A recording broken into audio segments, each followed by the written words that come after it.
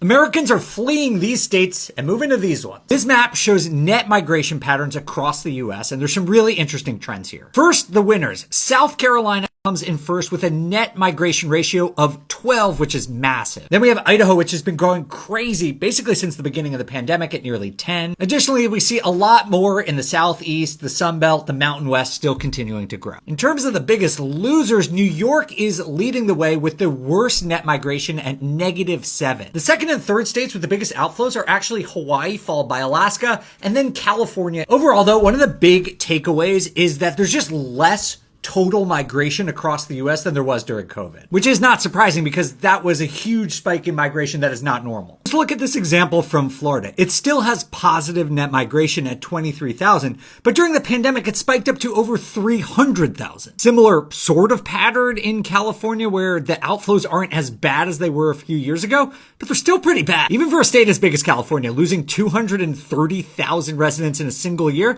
it's a lot. Migration data is obviously not everything, but I do think it's a useful data set for investors. I actually think state level data like this isn't the most useful. Instead, when you're underwriting a deal, look for city level data. That's going to be super helpful. It'll help you understand where rental and housing demand is growing and where it's shrinking, which should help you underwrite deals and forecast performance better.